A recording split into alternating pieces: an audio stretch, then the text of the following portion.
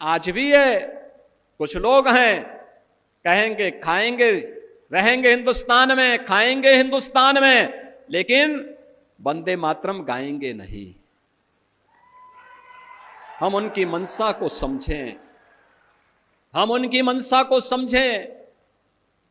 ये बाध्यकारी नहीं है, लेकिन यह समझने की विषय वस्तु भी है।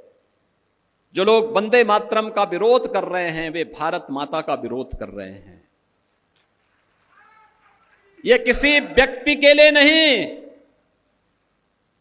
यह वंदे मातरम राष्ट्रीय गीत किसी व्यक्ति, किसी जाति, किसी क्षेत्र या किसी एक ईश्वर, किसी एक उपासना विधि के प्रति आग्रही नहीं बनाता है, बल्कि यह तो भारत माता की वंदना है, भारत माता के प्रति हमारी कृतज्ञता है, भारत माता के लिए गाए जाने वाले हमारे उस स्वर का प्रतीक है जो हमारे अंतःकरण के भाव को व्यक्त करता है।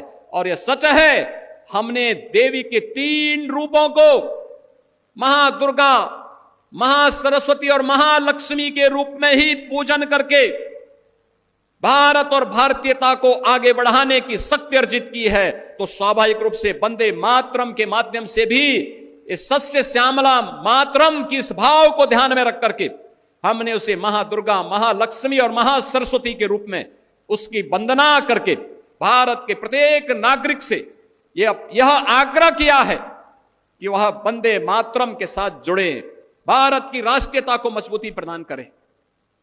याद करिए, जिस गीत को स्वयं स्वर दिया हो गुरुदेव रविंद्रनाथ टैगोर ने,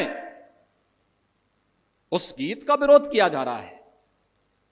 भारत का क्रांतिकारी जिस गीत को गा करके फांसी के फंदे पर चूमता था, उसका विरोध किया जा रहा है। भारत की एकता और अखंडता का प्रतीक जो गीत है, उसका विरोध किया जा रहा है। इस विरोध के लिए कोई जगह नहीं होनी चाहिए, हमारे यहां कोई जगह नहीं होनी चाहिए। और इसीलिए मैं आप सबसे अपील करूंगा